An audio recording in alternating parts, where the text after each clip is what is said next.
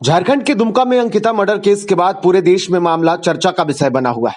दूसरी तरफ हर एक व्यक्ति अंकिता के लिए न्याय की मांग कर रहा है और आरोपी को सख्त से सख्त सजा दिलाने की बात कर रहा है ताकि दोबारा कोई लड़की अंकिता की तरह तड़प कर ना मरे। वहीं इन सबके इतर बीजेपी इस मामले के सहारे ही सही प्रदेश में अस्थिरता के संकट झेल रही सरकार को धाराशायी कर मानो कुर्सी पर कब्जा करने की हर जुगत में जुट गई है। तभी तो घटना के बाद सरकार और उसके आला अधिकारी मामले की जांच और कानूनी कार्रवाई में जुटे हैं, लेकिन बीजेपी नेता इसे सरकार की विफलता बता राजनीतिक रोटी सेकने में। मुख्यमंत्री कहाँ है झारखंड के? ये दरवाजे पे अभी तक आके खड़े क्यों नहीं हुए हैं? और उनके भाई तो यहाँ से खुद एमएलए हैं, वो कहाँ पर हैं? क्या ये बेटी का नाम अंकिता है इसलिए नहीं आ रहे? अगर ये नदीम अंसारी होता तो यहाँ मुख्यमंत्री और पूरी कैबिनेट इस दरवाजे पे खड़ी होती। सरकार का हेलीकॉप्टर नदीम अंसारी के लिए गया तो अंकिता के लिए क्यों नहीं गया? अब जरा इन तस्वीरों को गौर से देखिए। अंकिता के परिजनों को हर संभव साथ देने का भरोसा देने वाले बीजेपी के नेता जो आज सरकार पर आरोप लगा रहे हैं, क्या ये भूल गए कि संविधान में सरकार के साथ विपक्ष की भी भूमिका महत्वपूर्ण होती है? माना कि सरकार की आंखें अंकिता को ना देख पाई हो, मृतशैया पर पड़ी अंकिता की आवाज न सुन पाई हो और ये आवाज आप तक गई तो आपने क्यों नहीं सहायता पहुंचाई? क्या आप भी राजनीति के लिए अंकिता के मौत का इंतजार कर रहे थे या चुनाव में खरबों खर्च कर आसमान में गुलेटियां मारने वाले आपके हेलीकॉप्टर की तेल खत्म हो गई थी? नहीं साहब, आपको तो राजनीति करनी थी और ये हम नहीं कह रहे बल्कि बीजेपी के इस डेलीगेशन में शामिल और सरकार पर गंभीर आरोप लगा रहे बीजेपी नेता कपिल मिश्रा की झारखंड की आखिरी 2 यात्राएं चिल्ला चिल्ला कर कह रही हैं।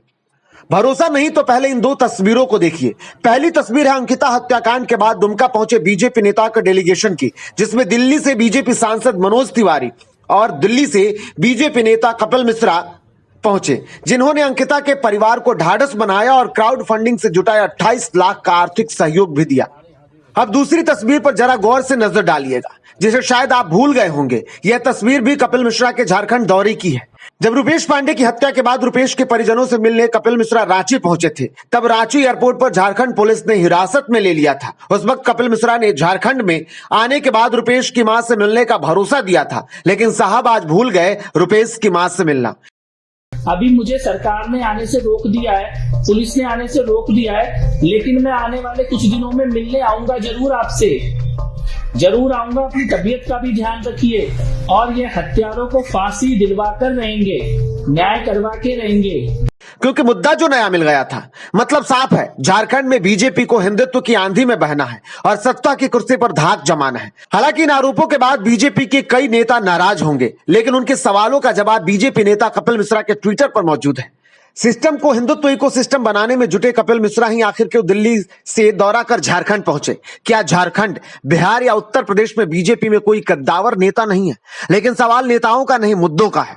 जब अंकिता की हत्या और हजारीबाग के रुपेश की हत्या का आरोप किसी खास समुदाय पर लगा है, जिसे भुनाने में मानो कपिल मिश्रा बीजेपी के लिए ब्रह्मास्त्र बन गए हों, तभी तो उन्हें भेजा जाता है। वरना बीजेपी सच में संवेदनाओं को समझती तो अंकिता के परिजनों से मिलने के साथ ही हजारीबाग के उस मां की पथराई आंखों के आंसू भी पोंछने बीजेपी नेता जरूर जाते, जो अपने बेटे के गम में पिछले 6 महीने से सूध बूध खो चुकी है और बीजेपी नेता कपिल मिश्रा के आने का इंतजार कर रही है।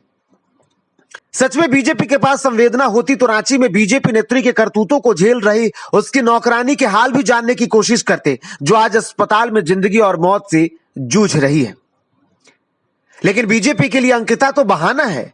यहां जाति धर्म के नाम पर वोट बनाना है। खुद सरकार में होते हैं तो चुप रहते हैं, लेकिन विपक्ष में होते तो सरकार की विफलता हर मुद्दों पर सिद्ध कर खुद कुर्सी तक पहुंचने का रास्ता जो बनाना है।